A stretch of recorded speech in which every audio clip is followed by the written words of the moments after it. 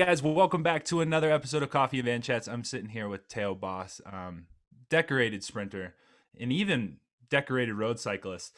But yeah, now went back to sprinting, and now I'm the current owner of his old bike. And I thought, while buying his bike, I might as well try to get him on a podcast.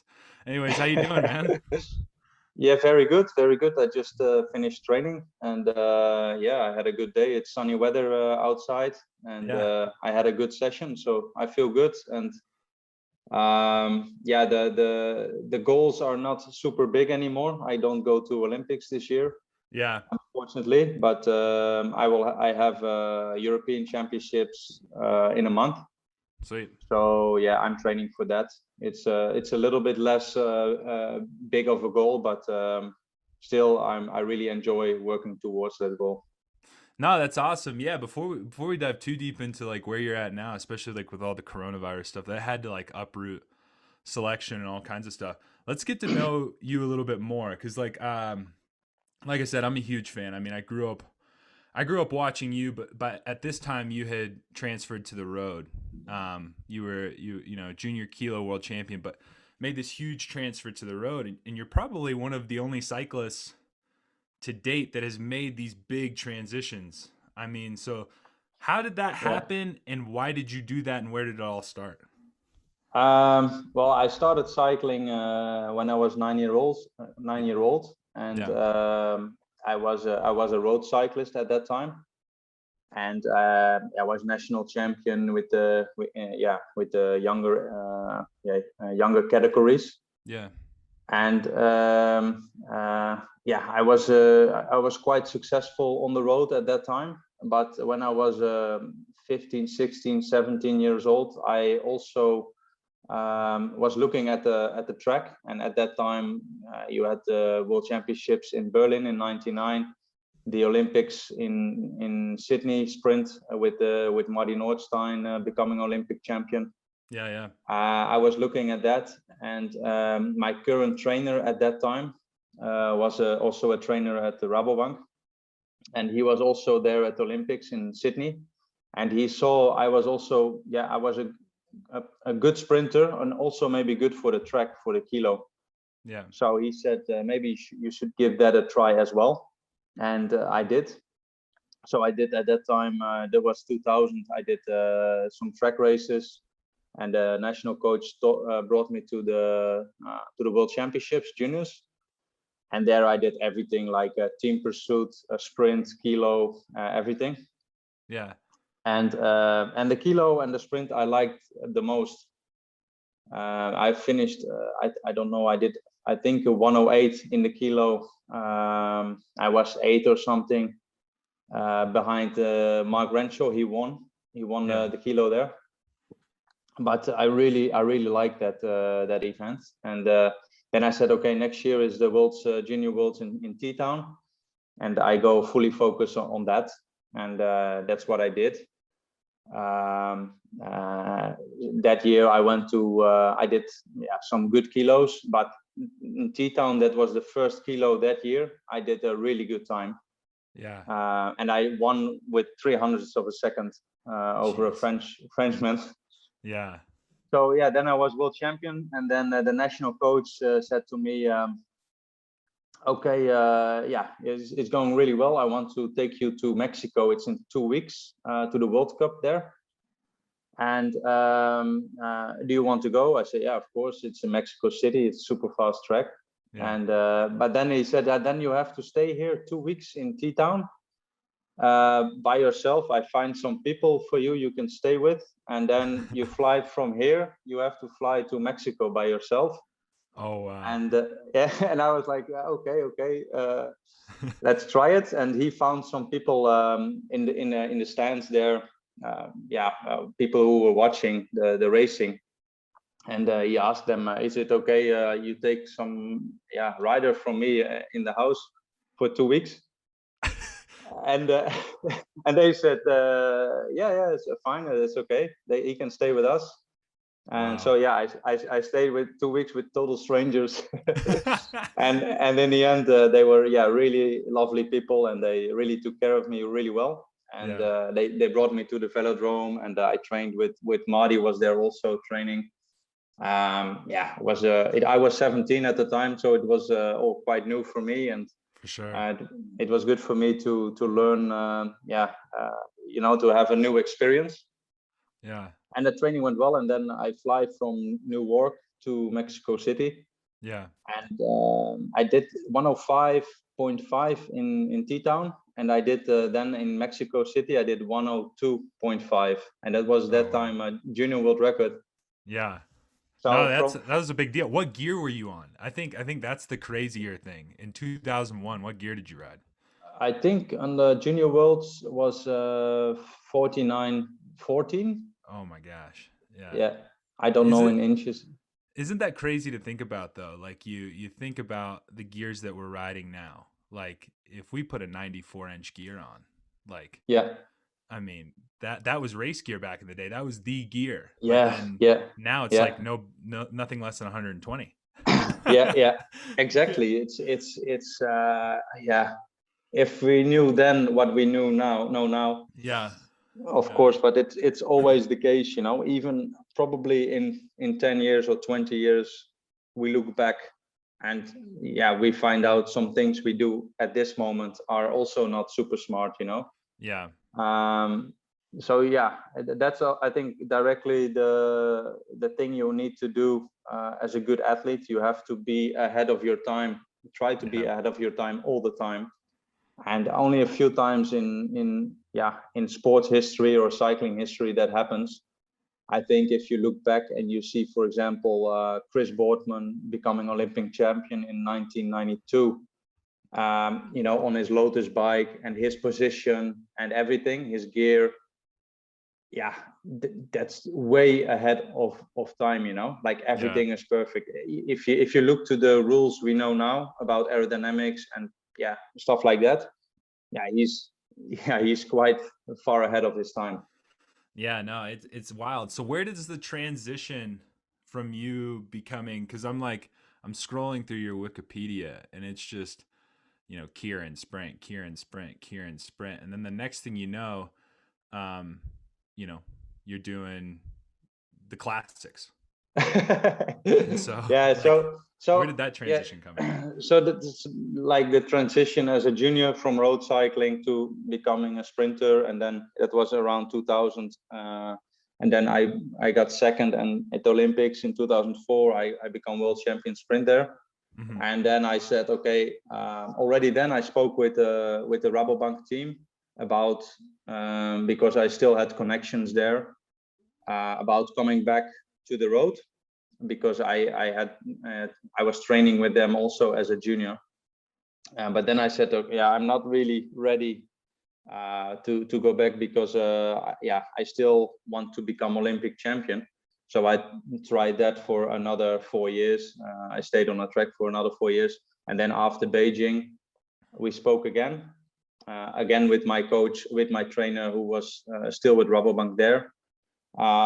He said, maybe now it's the time to do it. I was 25 at that time, and so then I went back to the road. Yeah. And and then as a junior I knew what it is like as a road cyclist. I saw some of the guys I rode with as a junior, they became professional. I knew what to do, and so I just gave it a go. And also it was more like, if I don't do it now, I can never. I will always be a track sprinter, and I will never be a road professional. And that was always, as a young kid, you dream also of becoming. I also dreamt becoming a road professional. Yeah. So that was basically the last moment for me to give it a go. And the plan was just try it one year and see how you feel and how it goes. And if it feels good, you stay on the road. If it doesn't feel good, you come back the next year on the track and start from kilo again, and then work towards London Olympics. But I won pro races then, and yeah, it was a lot of fun. It was. Yeah. I enjoyed it so much. It's much more diverse as a sport than a track cyclist. Yeah, track cycling, you have world championships. If you do well there, your year succeeded. If you don't get a medal or you don't become world champion, your year is bad. Yeah. But on the road, you have several opportunities to win a race. And yeah, if you win as a sprinter 4 or 5 pro races, you've done well. And Yeah. there is always next week or next month you have another chance to win a race, and that makes it a little bit more easy than if you compare it with track sprinting. Yeah. And so when did you decide? So because you came back to track sprinting full gas, because I think when you started there was still a little bit of crossover, but nowadays everything's so specified, even down to the team pursuit. I mean, the team pursuit guys are really struggling even in the world tour levels because the specificity Yeah, is so high. yeah, yeah. So when did you make the decision to kind of leave the road, come back to the track, and why? Well, you had the 2016 Olympics coming in Rio, Mm-hmm. and I was always a little bit riding on the track, endurance events, stuff like that. And my last year I rode with MTN Quebeca. I Mm-hmm. had a horrible year on the road, like a few bad crashes. I did Tour of California. I crashed in the descent, and I totally, Broke yeah, collarbone. not broken collarbone, but all the ligaments are cut Oh, off and stuff like that. the Yeah, AC AC separation. joint, Yeah. yeah, separation. And Yeah. yeah, it was in a descent, and I went too fast in the corner, a Yeah. pretty fast corner, and I had to brake in the corner because otherwise I was flying out. Oh But yeah. then my back wheel locked, and I just flipped over and landed on my head and shoulder. And I went to a hospital there. Very special experience. Also, American hospitals was nice. What do you have to say about it? You can say the nicest and the meanest things. I gotta know, because like Like the hospital, everything was perfect, yeah. and until I got the bill of the. Oh so man. yeah, that was. I went. I had a surgery. They said Yeah. we know what to do, and we put a hook plate on your collarbone, and your acromion is hanging on the. It goes like this on your collarbone, then down, Yeah. and then your acromion is hanging on the point there. Yeah. And yeah, it's very good procedure. I say, yeah, okay, let's do it.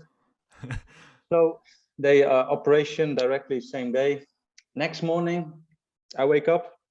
They want me out of the hospital. I have to go Yeah. out, and so it was like within 24 hours I had to leave. Yeah. But I was still sick of the, how do you say, Drugs and of anesthesia. the Yeah. anesthesia. So I tried to get up out of my bed, but directly I had to vomit. So I had Oh to lay man. down. So I Yeah. waited for 1 hour, and then they say, you have to go, you have to go. And again, I tried to get up and I can walk a little bit. And they say, Yeah. okay, let's go, let's go. And Swanee from the team, he took me in the car, and we drove back to, I think, LA. I'm not Yeah. sure. And on the highway, I got sick so many times. I had to stop the car. I had to vomit. Oh, rough. Yeah, Yeah. yeah. And then I think a day later or a couple of days later, I fly back to Europe. Yeah. And then I got an email from the hospital of the bill, Oh, and it was like $130,000, something. jeez. Yeah, like I couldn't believe it. I was like, what is this? Is this a Yeah. joke or something? Yeah. Did you guys like end up working it out, or like figuring it out, or like how Now does it all? then I was like, okay, I have to ask my insurance. Yeah. And so I sent a message to the insurance. Yeah, this is the bill. I had a crash in America, and he says, yeah, you're not insured in America. Oh man. So I was like, oh no, this is not good. This is not good. And Yeah. then luckily I was double insured. Uh-huh. Because before in Holland, when I raced for a Dutch team, I had to be insured in Holland, and this insurance I still had. I tried to stop it, but it didn't work out, and for a couple of months it moved on. But Yeah. I thought, okay, I have this insurance still. Maybe I asked them, and they say, yeah, you are insured in the US, and you have to send the bill to us, and then we take care of it. So Oh directly I wow. send the bill, There you go. and they took care of it. And so I was terrified. I was Yeah. terrified, and I was googling like, is this true? You know, like how can this be possible? And then I find on the internet so many horror stories of people, kids, they had an injury or something, and people going bankrupt because of this. Oh yeah. So That's even yeah, out of they have this thing called out of network. And so like if I crash here in Colorado, I'm covered in Colorado. But if I go to T-Town per se, and let's yeah, say I do the same thing and I need surgery immediately and I can't get on a plane, I might yeah. not be covered in T-Town. So my insurance won't cover it completely in T-Town. So you're still in the US, but they still won't cover it. And then Oh, on top of that, you know how you said you were doubly insured? If I was yeah. doubly insured, the government would fine me. I don't know why, but it's like supposedly you pay back taxes on being insured twice. It's insane. So you can have accident insurance, which there's a sponsor of this podcast called Spot, where essentially they'll cover up to $20,000 per injury, no Okay. deductible. And that's like Yeah, a lifesaver. But yeah, I mean, if yeah. you don't have that, when I broke my collarbone, $12,000 bill, and that was with insurance. With insurance. It's Yeah. insane. Okay. Okay. Yeah. Yeah. Yeah. Yeah. Crazy. Yeah, and so Crazy. it's wild times with healthcare over here, my friend. But Yeah. but Yeah. but we got Yeah. good cheeseburgers, I guess. I mean, we'll make up Yeah, for that's that. true. Yeah, it's also a beautiful country. Yeah, Yeah, yeah, yeah, and California, the Tour of California, yeah, it's just amazing. One of the best races on the calendar. yeah. So yeah, but in the end, I went back to Holland, and I had severe pain in my shoulder, Mm-hmm. and after 2 weeks, the pain didn't go away. I had to remove the hook plate again, and I had a different procedure, and they put a sling or something, I don't know. Yeah. And after that it went well. So the whole operation was for nothing, basically. Oh man, that is rough. So, and after that I was out for a long time because of the pain, and I Yeah. tried to come back that year, and I had, just was a horrible season. I still was riding a little bit on the track, and I had a lot of fun on the track. And the Dutch sprint team, they were performing really well at that time, 2015. But they didn't really have, or they had a good third man in team sprint. But I thought, if I, step up and train for it, maybe I can be a good third man. And so, that I just decided, let's go for that and let's try that. And I still had a year contract after for 2016 with MTN Quebeca, but I gave that contract back, Mm-hmm. and asked if I can. So I got a reduced contract, and I was able to go for the Olympics in Rio on the track only. Wow. So I was still on their roster, but and then I went to. In the end, I made it. I went to Rio, and my first international race was in Hong Kong, and then in 2016 February, I did the kilo in London World Championships, and there I finished second, behind Eilers, and I did a 1 minute 0.4. So I was really happy with my comeback. But in the end, for sprint, I don't have the how do you say, the peak power and Yeah. the force, to explode in such a short time. Yeah. But for kilo, I'm still good, because you have to produce power over a longer period of time. Yeah. And for Kirin, I went to Japan. I did a lot of Kirin races. Yeah, Kirin was also a good event for me. I won a World Cup in Hong Kong. Also in London World Cup, I finished third. And also recently I did a Grand Prix in Ghent, international Yeah. Grand Prix, and the British were there also. So it was Yeah. was Jason Kenny and Jack Carlin in the same heat, and I beat Jason Kenny. So yeah, for the rolling watts, that suits me really well, and that was always in the past the same, of course. But with my road kilometers, I can push for a longer period of time good watts, you know. What was Japan? What was Japan like? Like, how did that even come about? Like, who do you? Because it seems like a secret society, and so it's not like you can just. It's not like you can just like send in a resume and be like, "Hey, I want to go to Japan." I feel like there's two men in suits at the end of a World Cup, and they wait for you to walk out of the bus, and they go, "You." And you almost think you're gonna get taken out by the mafia, but they're just like they just hand you an invitation, and then you're on your way. So what's that like? Yeah, that's exactly how you how you say it's. I think exactly the same, because sometimes for us, when we have an invitation and we go to Japan, we are there 5 or 6 months. It's always a question who will be invited next year again. And nobody is certain that they will be invited again the next year, you know. So it's always a big question mark. And if you, for example, are there a couple of years in a row, and you have you know these people at the office and blah blah blah, you have to find out from others if you don't have an invitation. So the others, they have an invitation, they say, do you have an invitation? And you don't have an, then you know it. I don't get invited. It's not like they send a message, thank you for you being with us 3 years, but this year we don't send you an invitation. They don't say anything. You have to find out from others who are going, you know. No, that's amazing. But it's like it's a different sport, you know. It's and very rich culture in Keirin, and it's very unique with the steel bikes, with the history of the races, with the old cyclists who are still there commentating, for example, or analyzing the races.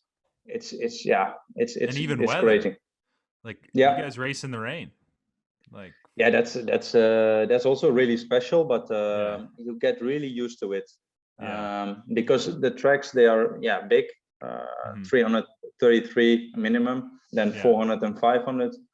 So the bends are a little flatter, a little bit flatter, and the surface is super grippy. It's like almost like a sandpaper surface. So if you crash on the dry, you have a problem. But like Velcro. But with the rain, you have a lot of grip still.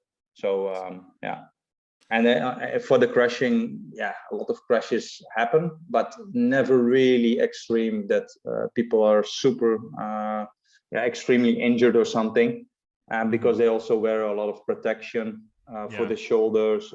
They always wear tape on the legs, like big plaster, how do you say, pieces of tape, and over that they put a lot of baby oil. So if they crash, the first hit is it's on the oil. and then on the you're just going through layers at that point. You just hope you slow down before you hit the skin layer.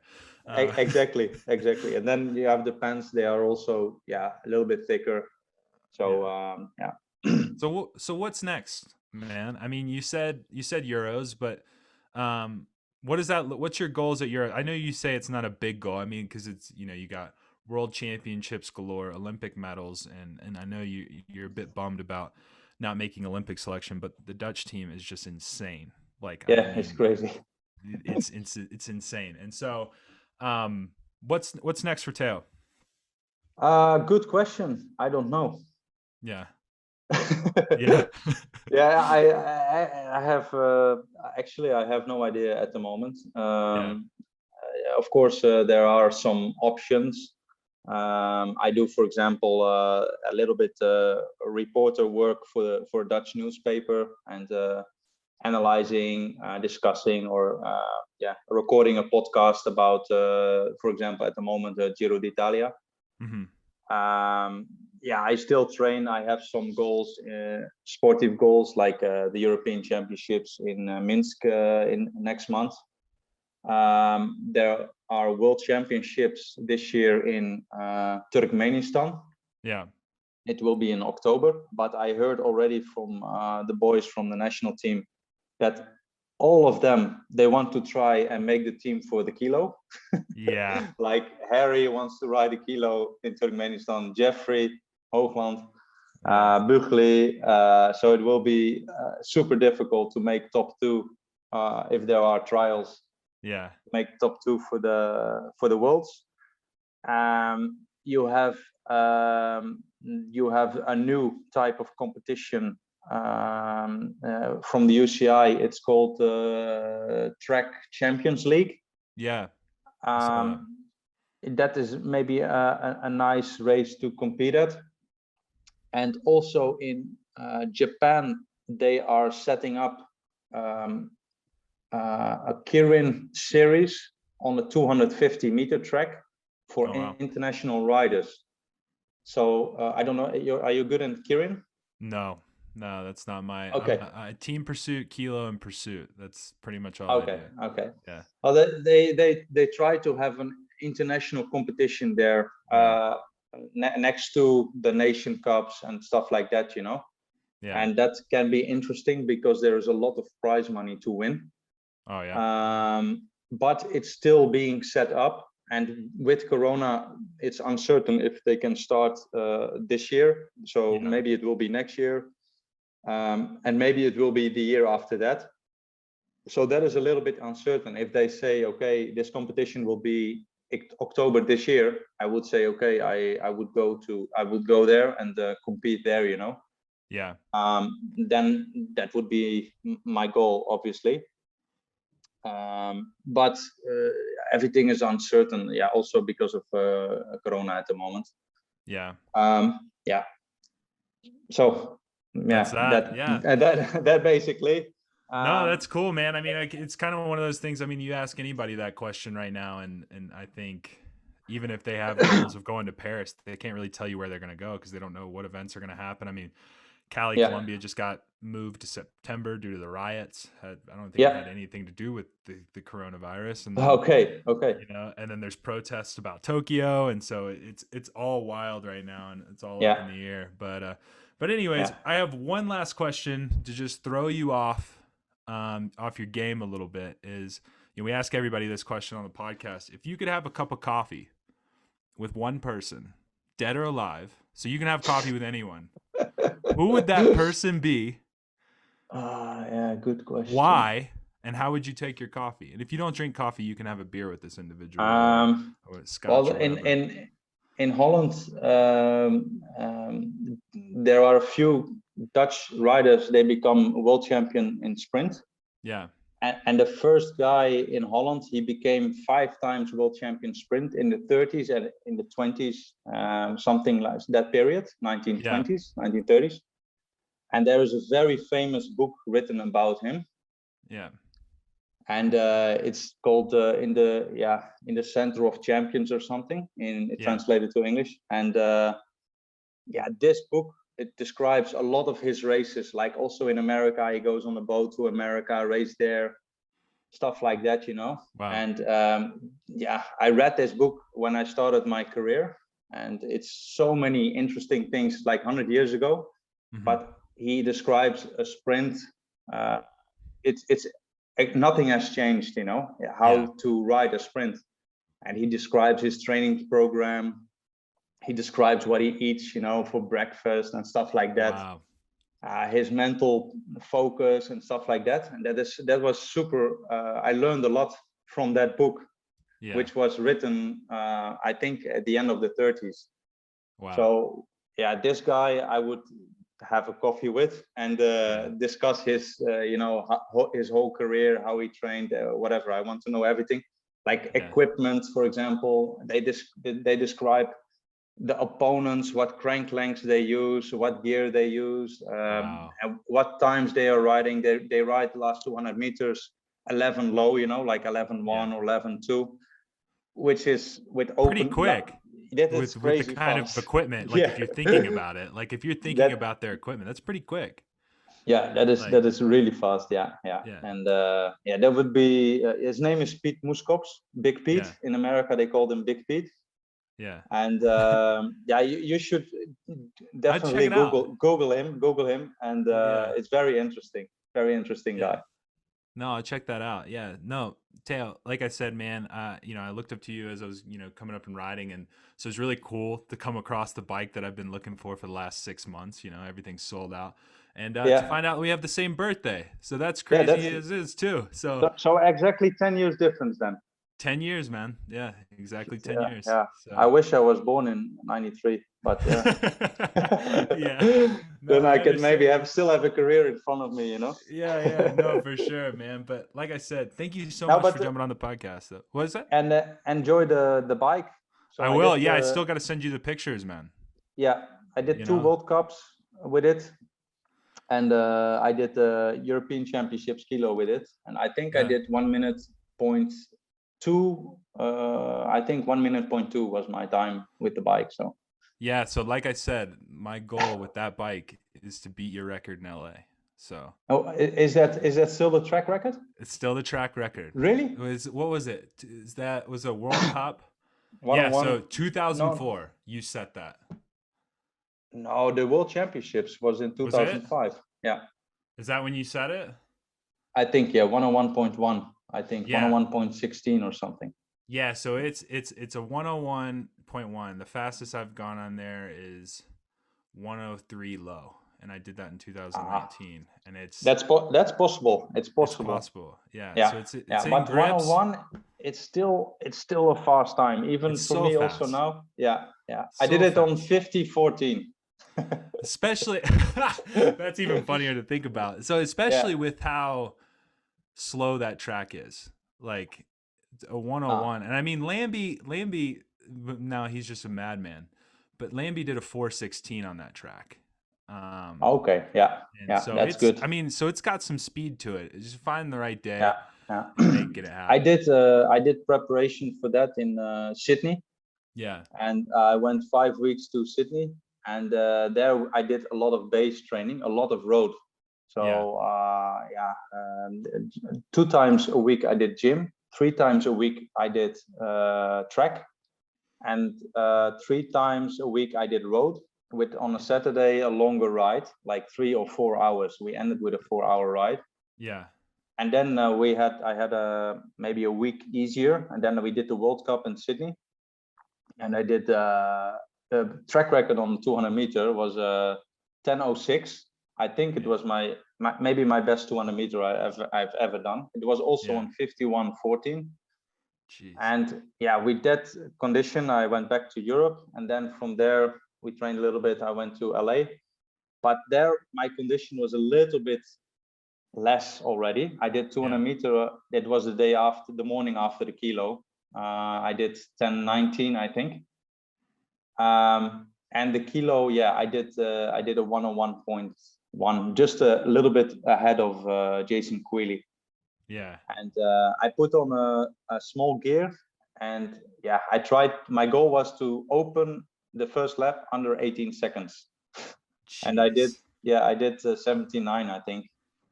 Jeez. So Yeah. So yeah, you were moving quick, man. And I think and I was really light because of the road. I was Mhm. also I was maybe 81 or 82 kilos, so Yeah. I was also super light. What do you sit at about right now? 85 now, 86, Okay. 85. Yeah, a little bit fat.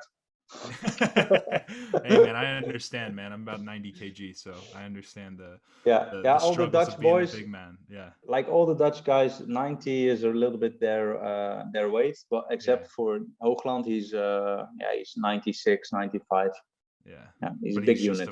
he's a ball of muscle though. Yeah, So, yeah, yeah, there's no fat on that man. He's got six yeah, pack in his bicep, man. yeah, yeah, But anyways, man, like I said, I don't want to yeah, keep you all morning, and I thank you or all afternoon for you, but I thank you so much for jumping on the podcast, man. I really yeah. appreciate it. And I really yeah, enjoyed it. yeah. So we'll be chatting again soon, man. Other than that, take it Yeah. easy. All right. Thank you. Cheers. Ciao.